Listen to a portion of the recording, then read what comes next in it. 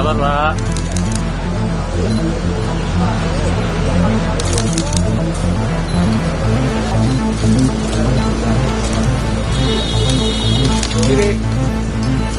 Kiri Pak Kabit, kiri. Terima kasih. Assalamualaikum warahmatullahi wabarakatuh. Selamat sore. Rekan-rekan sekalian, mungkin seperti apa disampaikan di pembuka tadi oleh Pak Kabid Humas, beberapa hari belakangan ini kita semua mendapat berita bahwa ada terjadi suatu tindak pidana atau perbuatan melawan hukum terkait dengan penggunaan QRIS. Ya, penggunaan QRIS. Nah, pada hari ini kami akan menyampaikan kepada rekan-rekan sekalian bahwa kami sudah melakukan tindakan kepolisian terhadap seseorang atas nama MIML dengan inisial MIML. Yang bersangkutan adalah yang membuat atau meletakkan atau menempelkan QRIS di beberapa tempat. Berawal dari pada tanggal 9 April 2023 di Masjid Nurul Imam Blok M Square, salah satu marbot menanyakan kepada pengurus masjid lainnya yang mengatakan bahwa siapa yang menempel QRIS di tembok masjid tersebut.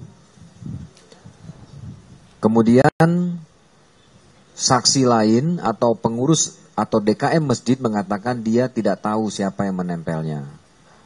Kemudian dicek kembali di masjid tersebut, ada di beberapa tempat atau beberapa dinding telah tertempel QRIS tersebut. Nah, kemudian dari DKM masjid melaporkan hal ini ke salah satu polsek di Polres Jakarta Selatan. Kemudian Polres Jakarta Selatan menindaklanjuti dan menghubungi Polda, yaitu Subdit Cyber, untuk bersama-sama menindaklanjuti adanya laporan tersebut. Kemudian kami bersama-sama menindaklanjuti laporan tersebut dan akhirnya kami telah mengamankan satu orang yang berinisial tadi saya sampaikan MIML, di mana yang bersangkutan adalah orang yang menempel QRIS tersebut di Masjid Nurul Imam Blok M Square. Kemudian kami melakukan pengembangan terhadap yang bersangkutan. Ternyata ada pada yang bersangkutan itu masih banyak QRIS lain yang belum ditempel, yang akan dilakukan penempelan, tapi kita belum tahu tempatnya di mana. Namun dari beberapa tempat yang sudah ditempel oleh bersangkutan itu ada 38 titik. Di antaranya Masjid Tamrin Residen, Masjid Terminal 2 Bandara Soekarno-Hatta, Masjid Terminal 3 Bandara Soekarno-Hatta, Masjid Nurul Iman Blok M. Ini yang ditempel pada tanggal 9 April 2023. Kemudian pada tanggal 7 April itu yang bersangkutan menempel di Masjid Istiqlal dan Masjid Al-Azhar.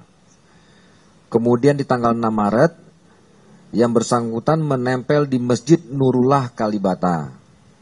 Pada tanggal 5 Maret itu ditempel di Masjid As-Sakinah Tanah Kusir, Masjid Raya Bintaro Sektor 9, Masjid Raya Kiai Haji Hasim Asari, Masjid Raya Al-Insan Patal Senayan.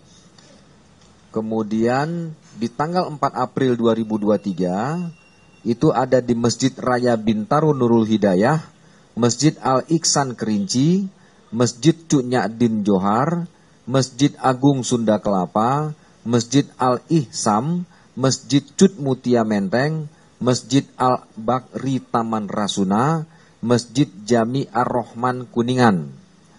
Tanggal 2 April yang bersangkutan menempel di Pasar Majestik, Masjid Nurul Hidayah Brawijaya, Masjid Darul Janah Wali Kota, Masjid Sarif Hidayatullah, Masjid Simpruk, Masjid Jami Kebayoran Lama ITC Permata Hijau.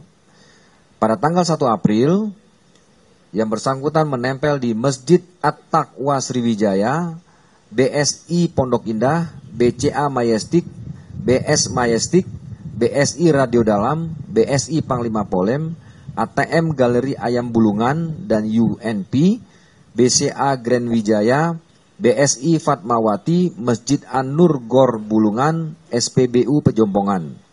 Kemudian juga ada di beberapa tempat lainnya di masjid atau musola antara lain yaitu Pondok Indah, Pondok Indah Mall, kemudian di Grand Indonesia. Nah, bagaimana cara yang bersangkutan itu menempel? Yang bersangkutan menempel QRIS miliknya seolah-olah QRIS tersebut milik masjid itu sendiri. Dengan cara ditiban atau ditempel di atasnya. Ya, jadi kalau ini ada QRIS masjid, kemudian yang bersangkutan menempel QRIS-nya itu di atas QRIS masjid yang sudah ada. Seperti itu. Kemudian ada juga yang ditempel di sampingnya QRIS yang sudah ada. Atau menempel di tombok lain yang berbeda-beda dari QRIS yang sudah ada. Atau menempel di tempat yang baru yang belum ada QRIS-nya. Kemudian pada yang bersangkutan sudah kita lakukan penyitaan selain QRIS yang belum ditempel, kemudian juga ada handphone yang bersangkutan gunakan untuk melakukan perbuatan melawan hukum yang seperti tadi kami sampaikan.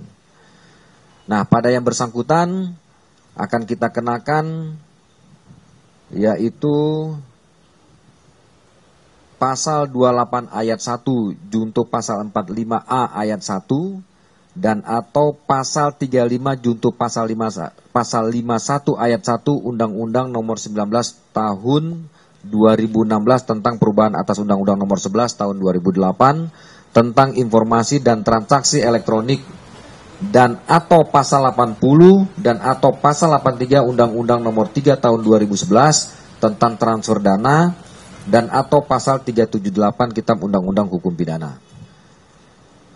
Ya. Jadi diantaranya dari pasal-pasal yang kita terapkan pada yang bersangkutan itu semua ada ancaman hukuman kurungan di atas 5 tahun semuanya. Kemudian juga ada sanksi denda. Mungkin itu sebagai pembuka yang saya sampaikan terkait dengan pengungkapan kita yang selama ini menjadi resah di kalangan masyarakat dengan adanya modus operandi dengan menempelkan QRIS yang nantinya akan menguntungkan diri sendiri. Terima kasih. Assalamualaikum warahmatullahi wabarakatuh.